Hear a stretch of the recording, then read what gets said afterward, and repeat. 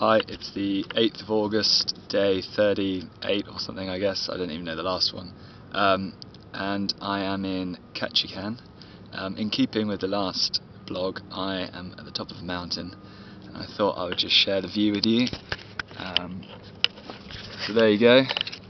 Absolutely beautiful. I think if you just look over there, you can see there's a lake or something over there. There's a mountain range, or you can just see this sneaky peak there. Through there, if you really strain, you can see Aurora Borealis, and over there is Narnia. So, pretty impressive view in Ketchikan.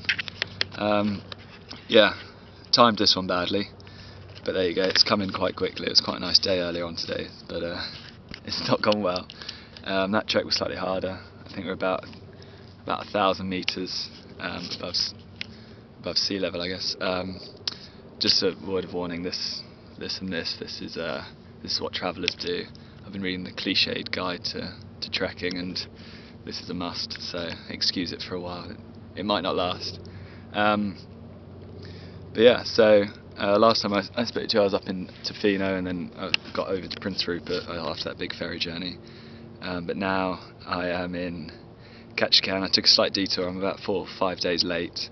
I went to a place called Haida, which is just off the coast. There's a fly there. Just off the coast of Canada. It's one of the most successful sort of native First Nation islands. It's really good fishery. They had a cannery over there as well, which is huge trade, and it was home to the Haida people. And like everything, they were completely screwed over by the Western world.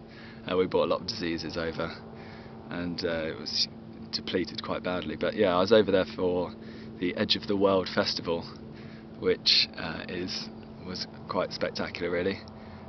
Managed to volunteer. Well, I got over off the ferry and hitchhiked and got picked up by these 2 absolute mental cases.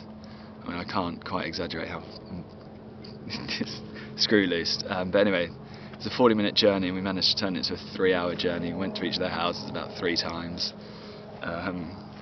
Yeah, crazy. But anyway, we picked up a guy, and I got to volunteer for the Edge of the World Festival. And so, through a series of good fortune and blags, I managed to get free tickets, eat VIP food every meal, and generally live like a king. So the festival itself was unbelievable. There's about 1,200 people.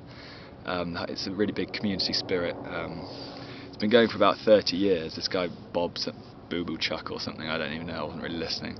But he organised a thing about 30 years ago, and he's a really big deal in the community. Had a lot of bands, did a lot of music, workshops for the kids. Sadly, he died in November, so this sort of festival was in his honour, as it were. And on the Friday night they had a tribute band made up of all his former members, and yeah, they sang some of his old hits. I guess you can call them hits, I don't know. I didn't sing along. It wasn't S Club 7 like I'm used to.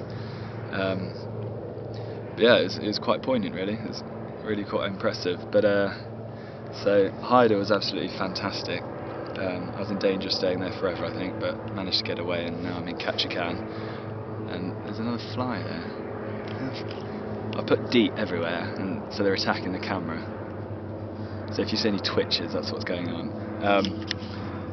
Yeah, and so I'm in Ketchikan. Don't know how long I'm going to stay here.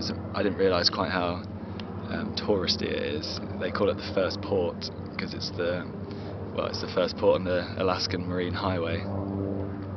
And yeah, there's about 300 jewellery shops as you come off.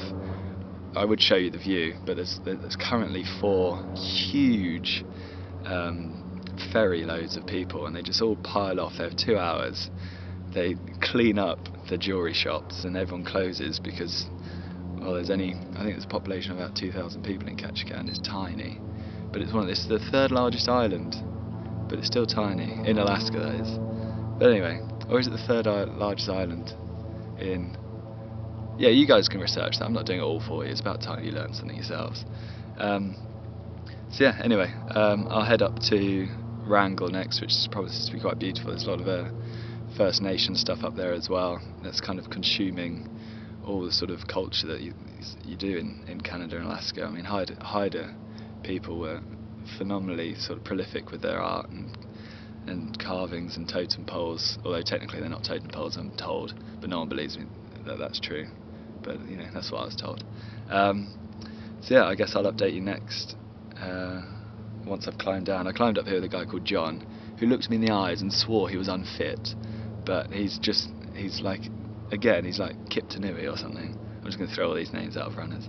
And yeah, he sprinted up, so I had to wait 10 minutes. It was a beautiful view before, but I waited 10 minutes for my heart rate to drop before I did this. But yeah, I guess I'll update you